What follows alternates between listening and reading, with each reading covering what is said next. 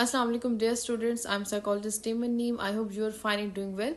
In our today's lecture, we will be talking about the topic post-traumatic stress disorder. ये क्या होता है? Post-traumatic stress disorder develops after experiencing or witnessing a deeply distressful event such as the violence, disaster, accident or any serious threat to life. The mind remains stuck in that trauma long after the danger has passed. صدمہ گزر جانے کے بعد بھی بار بار وہ خیالات ایک مریض کے ذہن میں آتے ہیں اور اس سے زندگی متاثر ہوتی ہے.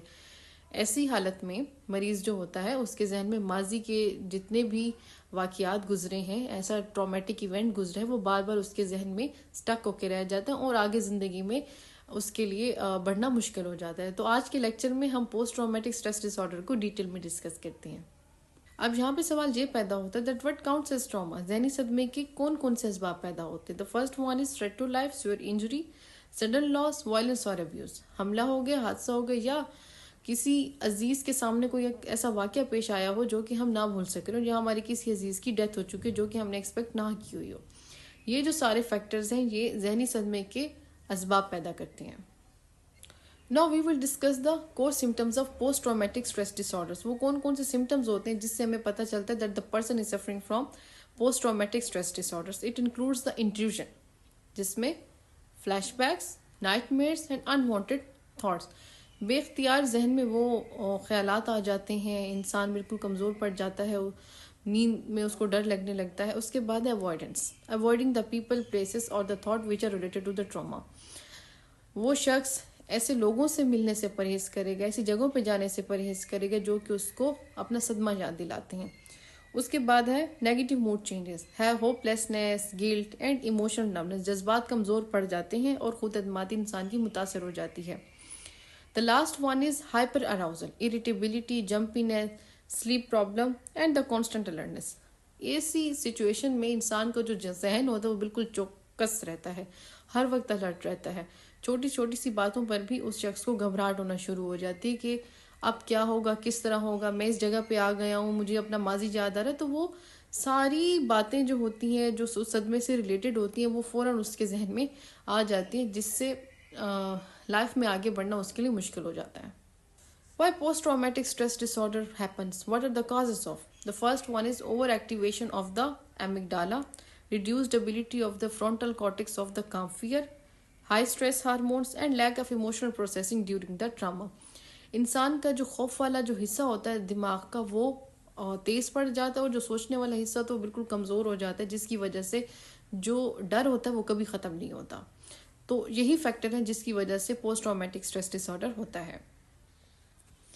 What are the risk factors of post-traumatic stress disorder? Post-traumatic stress disorders ان لوگوں کے لیے کافی رسکی ہے جن کی زندگی میں پہلے سے ایک صدمہ موجود ہو.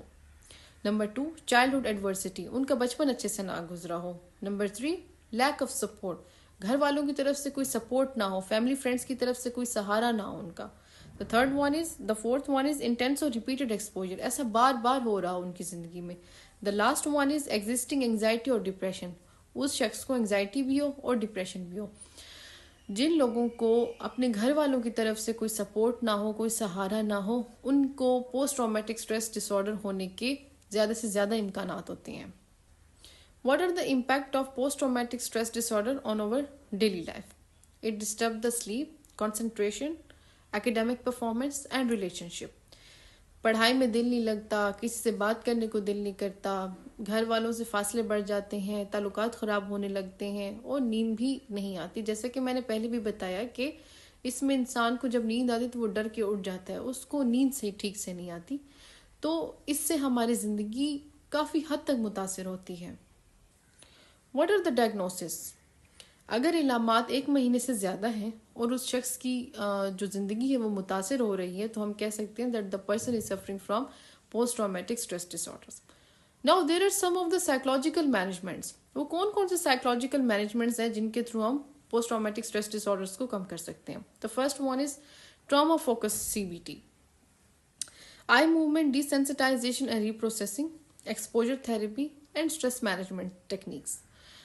تھراپیز کے ذریعے انسان کا جو صدمہ ہے اس کو کم کیا جا سکتا ہے, نیگیٹو تھاٹس کو پازیٹیو تھاٹس میں چینج کر کے اس کو بہتری کی طرف لے کے جا سکتے ہیں. اس سے انسان بہتری کی طرف جاتا ہے اور اپنی زندگی کو گزارتا ہے. وہ جتنے بھی ٹرامیٹک ایونٹ سے ریلیٹڈ جتنے بھی تھاٹس ہوتے ہیں اس شخص کے ذہن میں، ان تمام کو تھیراپیز کے ذریعے نکال کے اور ان کو پازیٹیو وے میں چینج کر کے ایک انسان کو اس قابل بنایا جاتا ہے کہ وہ اپنی زندگی کو دوبارہ سے شروع کرے جس طرح وہ اس حادثے سے پہلے تھا. تو یہ سائیکولوجیکل مینجمنٹس ہیں، اگر ان کو فالو کیا جائے تو post traumatic stress disorder کو کافی حد تک ختم کیا جا سکتا ہے. اس کے علاوہ اینٹی ڈپریسنٹ بھی استعمال کی جا سکتی ہیں، S S R Is and S N R Is to reduce the anxiety, intrusive thoughts and the hyper arousals. یہ جو دوائیاں ہوتی ہیں ان سے جو دماغ کے جو کیمیکلز ہوتے ہیں ان میں توازن پیدا ہوتا ہے، جس سے بے چینی اور خوف جو ہوتا ہے وہ کم ہو جاتا ہے. لیکن ایک بات ہمیشہ یاد رہنی چاہیے کہ جو دوائیاں ہوتی ہیں وہ ہمیشہ ڈاکٹر کی ہدایات کے مطابق ہی استعمال کرنی چاہیے. There are some of the grounding techniques, کچھ کوئک ریلیف ٹیکنیکس ہیں جن سے post traumatic stress disorder کو کم کیا جا سکتا ہے، like deep breathing, 5 senses grounding and muscle relaxations. لمبی سانس لینا، اپنے ارد گرد کی چیزوں پر توجہ دینا اور کچھ ایکسرسائزز کرنا اور اپنے ذہن میں کچھ ایسے خیالات پیدا کرنا جو کہ انسان کے ذہن کو سکون بخشتے ہوں، آپ کے لیے خوشی کا باعث ہوں. اس سے جو یہ ٹرامیٹک ایونٹس ہوتے ہیں ہماری زندگی میں، جو ان کے خیالات ہوتے ہیں وہ ختم ہو جاتے ہیں، کافی حد تک ختم ہو جاتے ہیں اور انسان نیگیٹیو چیزوں کو چھوڑ کے پازیٹیو چیزوں کو سوچنا شروع کر دیتا ہے. What are the roles of family and friends? They should provide the safety. They should listen them patiently and carefully.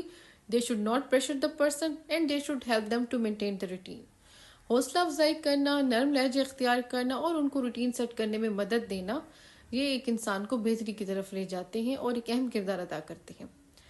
مثال کے طور پہ ایک ایسا اسٹوڈنٹ جس کو ایک کار ایکسیڈنٹ ہوا ہے اور رات کو اس کو نیند نہیں آتی، نائٹ میئرز آتے ہیں، اس کے دل میں ڈر اور خوف بیٹھ گیا ہے اور وہ باہر نہیں نکلتا. But with proper C B T and some of the grounding skills وہ بہتر ہونے لگتا ہے کچھ ہی ہفتوں میں. تو ہم کہہ سکتے ہیں کہ اگر کچھ گراؤنڈنگ اسکلز کو، کچھ سائیکولوجیکل اینڈ میڈیکل مینجمنٹس کو فالو کیا جائے تو انسان پوسٹ ٹرامیٹک اسٹریس ڈس آرڈر سے نکل کر بہتری کی طرف جاتا ہے. Dear students, post-traumatic stress disorder is a natural response to overwhelming the fear, but with the proper treatment and support, recovery is achievable. Post-traumatic stress disorder کو ٹھیک کیا جا سکتا ہے اگر کچھ ٹیکنیکس کو فالو کیا جائے، جیسے کہ میں نے پہلے بتایا سائیکولوجیکل اینڈ میڈیکل مینجمنٹس کے through post traumatic stress disorder کو ختم کیا جا سکتا ہے. ایک بات ہمیشہ یاد رہے، that healing begins when the mind feel safe again. آج کے لیکچر میں ہم نے post traumatic stress disorder کو بڑی ڈیٹیل میں ڈسکس کیا. انشاءاللہ in our next lecture we will discuss another concept of psychology. تب تک کے لیے اللہ حافظ. آپ سب اپنا خیال رکھیے.